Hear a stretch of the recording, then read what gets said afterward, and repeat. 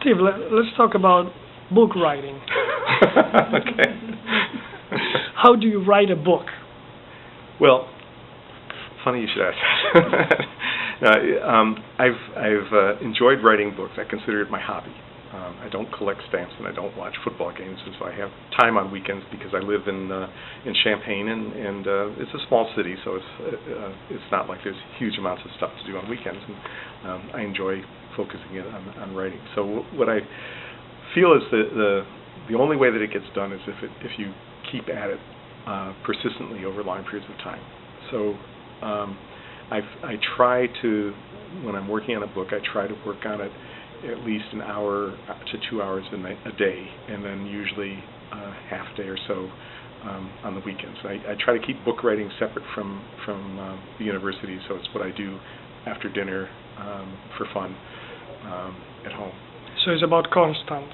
Yeah, it's about constance, and then it's about trying to figure out, is trying to put yourself in the mind of a student and figure out what it is about a subject that is difficult to understand, and what gaps need to be filled in order to make the subject understandable. Because I remember that I wasn't the best student myself, and I remember struggling with certain ideas that I would get in classes, and it would seem to me that the instructor would jump from one subject to another, and I could never figure out what was in between. And so the way I like to write, which is also the way I like to teach, is to make sure that all the intermediary steps are in there. Sometimes people might have the attitude that, oh, that's doing too much of the work for the students, and they should be figuring these things out themselves. But my feeling is that if you provide enough of the way of thinking about a subject from start to finish, that sort of provides a template for how to think about things and how to understand geology, for example. You need to be able to create a sort of internal pegboard on which you can hang ideas. And so, to me, the narrative is the key to writing. It's also the key to teaching. It's what is the story that you're trying to tell with the subject. And when you have a lot of arguments to talk about and you haven't been able to research on them because you do have a profession as a teacher, how do you verify the many data that you collect and that you put together in a book? Well, instructional geology is one thing, because structural geology is the subdiscipline that I focus on. But in more recent years, I've been focusing on introductory geology. And I'm referring to those. And so the way I try to do it is that I work through a subject, and then I seek out somebody that's really an expert in the field. So I sort of try to understand it enough myself so that I've written out an outline of it, I've sketched some of the figures for it, and then I go to a real expert on the field, or in that particular field, and discuss it with them, have them criticize what I've written, have them criticize the figures that I've drawn. Sometimes it's actually an interview process. So, for example, just this past week, I was trying to understand how tornadoes work, which is something I know absolutely nothing about. I thought I understood the basics of it, and I found out that I was so far wrong that it wasn't even funny. So I found someone who was an expert on tornadoes, but had never really tried to show somebody visually how they operate. And so we sat together over a period of several hours and worked through the basic concept of how it worked, but also I would sketch it. And as I would try to draw it, my colleague would look at the drawing and criticize exactly what was right and what was wrong about it. And it went through many, many iterations until finally we finished a drawing that showed the science correctly, but also was visually simple enough that any student would be able to understand it.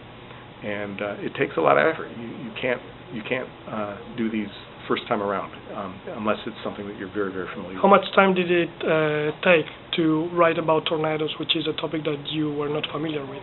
Well, the text part isn't written yet.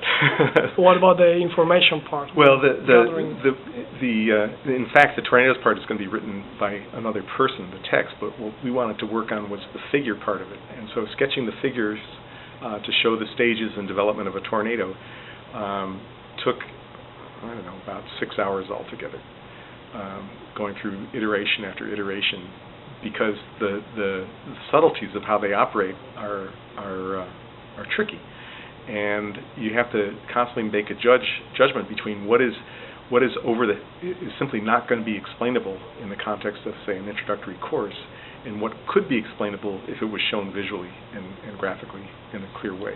So figures are always more and more important nowadays. I think that the text and figures are equally important, and that you need to be able to tell a story with the words, because that's the explanation.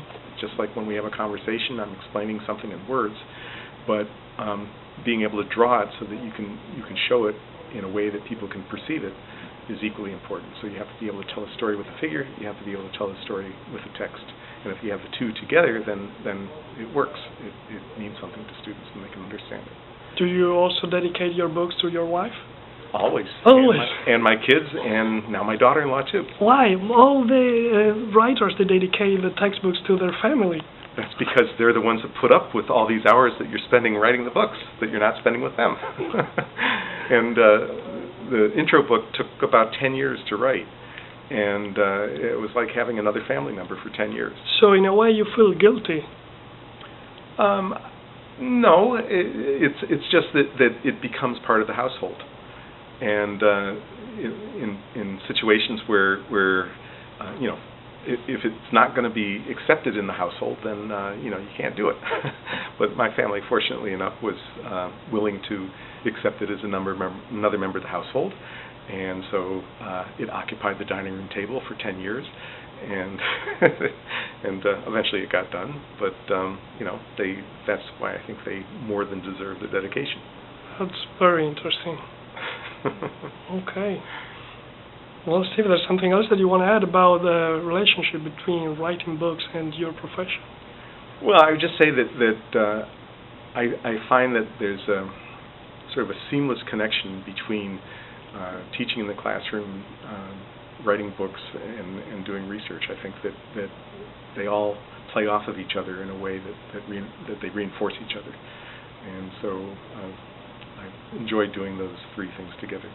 Okay, so 7 minutes, maybe the last minute, people that aren't going to listen to it because it's too long, the interview. But thank you very much, Steve. Okay. Bye.